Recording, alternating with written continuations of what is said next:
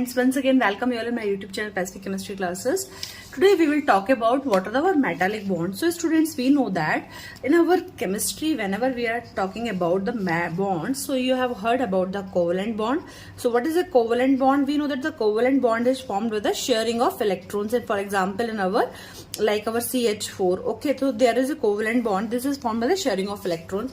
Secondly, if we talk about the ionic bond, so we know that ionic bond is formed by the gaining or the losing of electron, for example in our NaCl.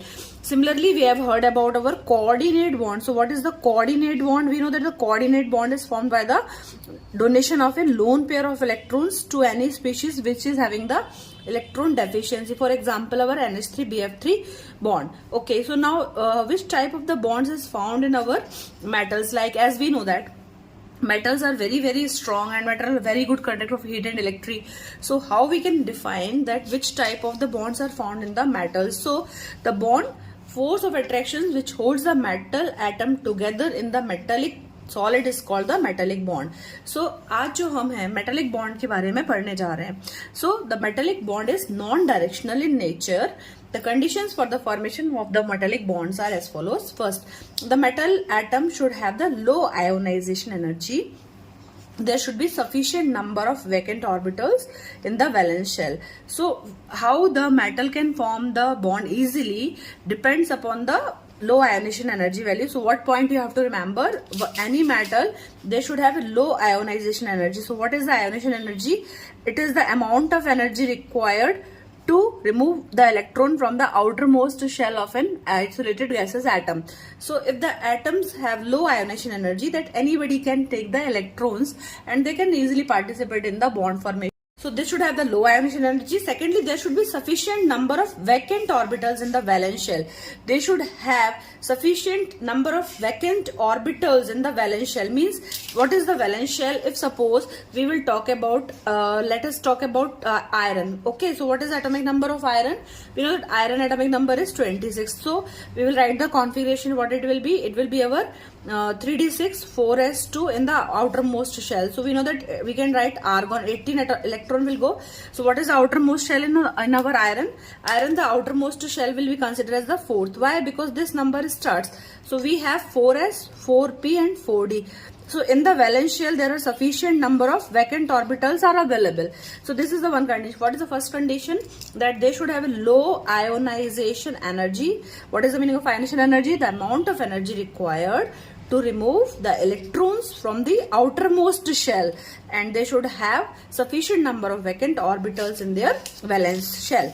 Third, metal bond is different from the ionic bond and the covalent bond. This is a general.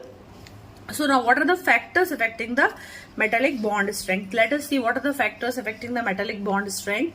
So first is the charge on the nucleus. Okay, so the charge on the nucleus will affect the strength of the metal bond, as well as the metallic bond becomes stronger if our charge on the nucleus is more. Means if the nucleus means the number of electrons will be the same as the number of proton. Means in the center we know that the proton charges, and in the orbit the electron revolves. So what is the nuclear charge?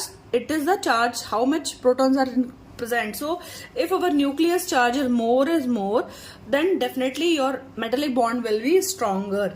Then the number of the valence electrons also will affect the strength of the metallic bond. Now we know that there are three theories given to explain our metallic bond. So first theory to explain the metallic bond is our free electron theory. Second is our band theory, and third is our valence bond theory. So in this video I will discuss about the free electron theory or electron C model. So you can know that the metals have the low ionization potential, so their valence electron can easily be removed, and the atoms are present as the positive charge kernels. So it's simple.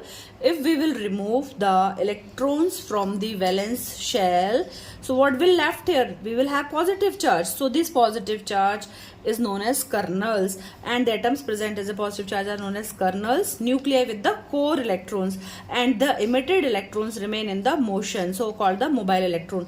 So what is the basic of this theory? That as we know that the metal have low ionization energy, so the electrons can be easily removed, and in the center we will have the positive charge kernels. So अगर हम बात करेंगे, suppose there are so many metal, okay, so there are so many atoms of iron, so what will happen? There are so many positive charge, so many electrons, so it is considered that our electrons are flowing in the sea of the positive charges. Okay, so this is the why the name the metal ions in the sea of electron or electron theory. Okay, free electron theory, that's why the name, because our these kernels are floating in the electron sea.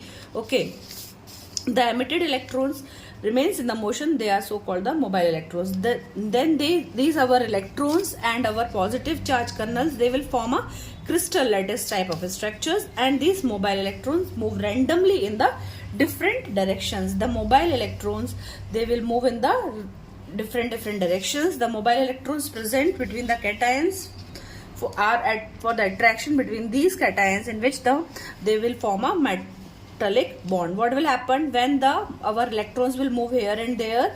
They will be attracted by the other positive charges. Okay, when the electrons will move, they will attracted by the other positive charge, and as a result of the attraction between the negative and the positive charge, they will form a metallic bond. I hope it is clear what is a metallic bond in the case of our free electron theory. First, we will remove our electrons from the outermost shell, so the electron will start flowing when we are taking so many atoms, when we are considering so many atoms together. So these all the positive charge are termed as kernels, and they are flowing in the sea of electrons. And what happens? They will construct a crystal lattice, and these will have the attraction between the negatively charged our electron and the positively charged kernel. So this will form the metallic bond, and in our electron sea model.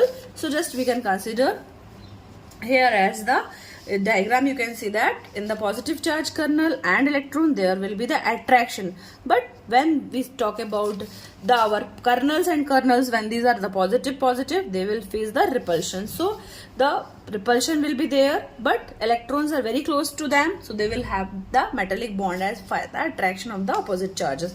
So just we will see what all properties can be explained on the basis of our free electron theory. So first property is that metals are the good conductors of heat and electricity due to the motion of the mobile electrons. As the electrons are always moving, so metals are very good conductor of electricity and heat. Due to the non-directional nature of the metallic bond, metals are malleable and ductile in the nature. Means, what is the meaning of malleability? That we can just make them into the sheets. हम उनकी sheets बना सकते हैं, जैसे iron sheets, aluminium sheets. And ductile means we can draw them into the wires. जैसे आप देखते हैं ना, ornaments में gold का wire बनता है, और copper wire for the electric purpose and all. So they have a strong electrostatic force operate between the kernels, and the mobile electron is responsible for the tensile strength of the metals.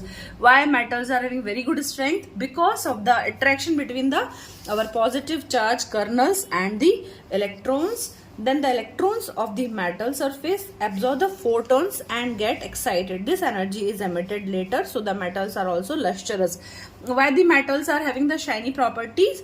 Because these metal surface will absorb the light and they will re-emit them, and so that's why the metals are lustrous. So students, I hope this video is clear. This I made for the examination purpose in the shorts. Detailed video will be uploaded soon. Thanks for watching. Do share with your friends.